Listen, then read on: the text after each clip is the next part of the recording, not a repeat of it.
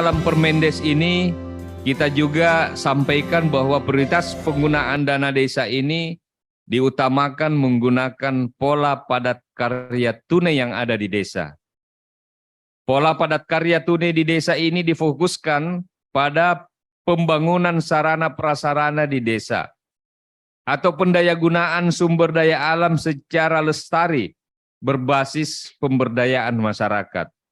PKTD ini prinsipnya adalah inklusif, partisipatif, transparan, akuntabel, efektif, ada semangat swadaya, swakelola.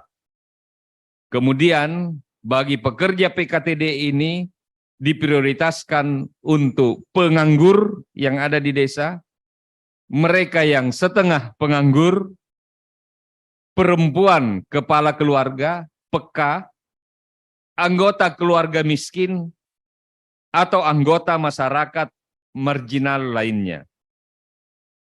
Ketentuan yang diatur dalam Permendes ini, besaran anggaran upah kerja paling sedikit 50% dari biaya atau kegiatan PKTD, dan pembayaran upah kerja diberikan setiap harian. Upah kerja paling sedikit 50% dihitung dengan ketentuan. Pertama, besaran anggaran upah kerja paling sedikit 50% dari total biaya per kegiatan yang dilakukan. Upah kerja paling sedikit 50% mencakup pembayaran tenaga kerja untuk mengangkut bahan material untuk bangunan, penyiapan lokasi bangunan, pelaksanaan kegiatan pembangunan. Jumlah tenaga kerja mencakup tenaga kerja ahli, pembantu tenaga kerja ahli, serta tenaga masyarakat desa setempat yang ditetapkan. Sedangkan besaran upah kerja dihitung berdasarkan batas bawah dan batas atas upah kerja yang ditentukan berdasarkan hasil musyawarah desa.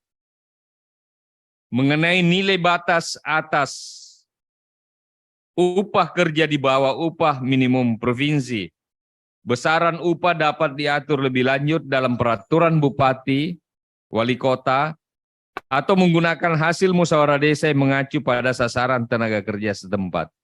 Jadi kalau tidak ada atau belum ada peraturan bupatinya, dapat menggunakan hasil musyawarah desa yang disesuaikan dengan sasaran tenaga kerja setempat. Disesuaikan dengan kondisi real yang ada di masyarakat. Untuk jenis kegiatan PKTD ini, kita pun sudah merinci pertama untuk pertanian perkebunan untuk ketahanan pangan.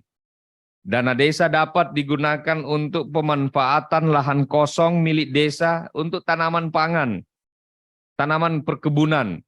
Dana desa dapat digunakan untuk pemanfaatan lahan kosong milik warga, untuk penanaman sayuran, dan lain-lain sebagainya.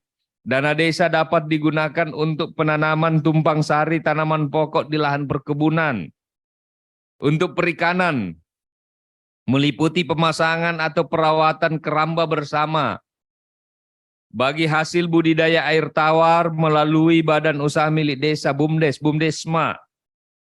Juga dapat dana desa ini dipakai untuk membersihkan tempat pelelangan ikan, tempat penjualan ikan yang dikelola oleh BUMDes atau BUMDesma. Di sektor peternakan, dana desa dapat digunakan untuk membersihkan kandang milik BUMDes, BUMDesma.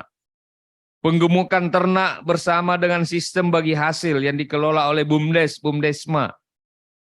Kerjasama BUMDes, BUMDesma, dan peternak dalam pemanfaatan kotoran ternak untuk pupuk organik misalnya, juga dapat digunakan dari dana desa. Untuk wisata desa atau desa wisata, dana desa dapat dipakai untuk kebersihan tempat wisata yang dikelola BUMDes, BUMDesma.